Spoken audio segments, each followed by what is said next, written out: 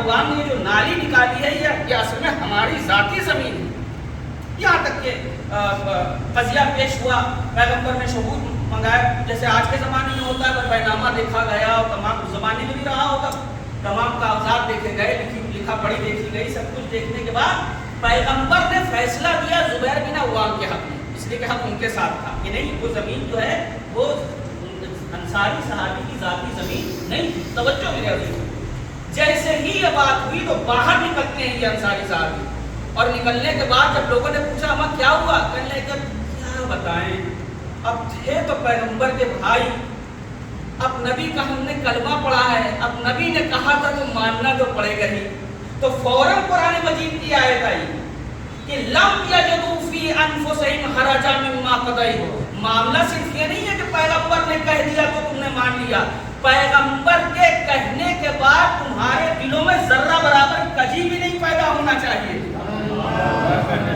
اب ہم یہ فیصلہ کریں کہ ہمارے کتنے معاملے احکام خدا کے تحت طے ہو رہے ہیں اور کتنے معاملے کورٹ کچہری میں طے ہو رہے ہیں. سلام دیجیے محمد والے. اس میں کسی کی کوئی نہ کوئی شخصی بات ہے نہ توہین ہے, میں بالکل سامنے کی بات کر رہا ہوں. یہ نالی اور کرنالا اور میڑ یہ صرف آج کا مسئلہ نہیں ہے.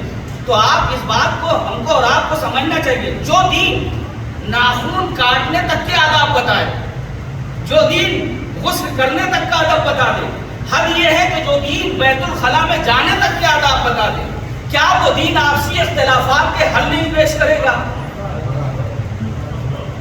کیا وہ دین ہمارے آپسی اختلافات کے حل نہیں پیش کرے گا؟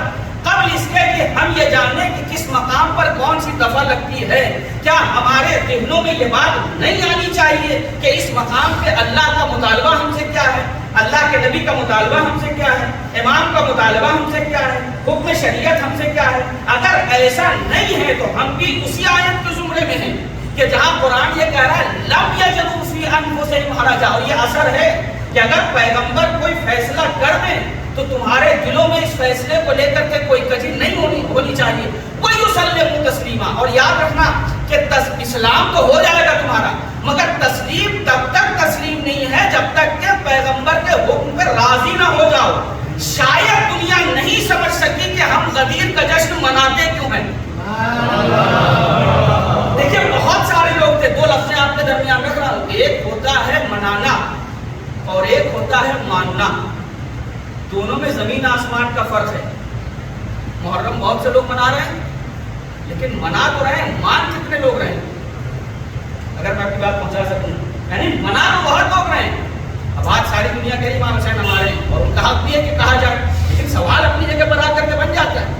بقول مولانا ابن حسن نبی صلی اللہ مقام ہوں کہ بھائی بات ٹھیک ہے, آپ عزاداری کر رہے ہیں, آپ نوموں گریا کر رہے ہیں, معجور عند اللہ ہے, اس لیے کہ امام حسین اللہ کے مقرب بندے ہیں, اللہ کسی کے اجر کو ضائع نہیں کرتا. لیکن سوال اپنی جگہ پہ یہ ہے کہ کیا اس عزاداری کے ذریعے آپ کا یہ شعور بیدار ہوا کہ ہم آپ سے سوال کریں کہ 10 محرم کو بعد قتل حسین امام میں زمانہ تھا کون؟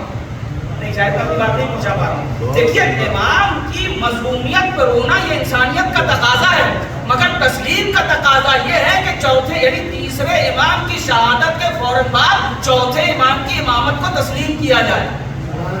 اور شاید یہی وجہ ہے کہ جہاں اس قوم کو حسین زندہ باد کا شعور سکھایا گیا وہیں یزید مرد آباد کا شعور بھی سکھایا گیا, تاکہ امام حسین کی مظلومیت کے ساتھ ساتھ یزید کے ظلم کو بھی یاد رکھا جائے اور رہ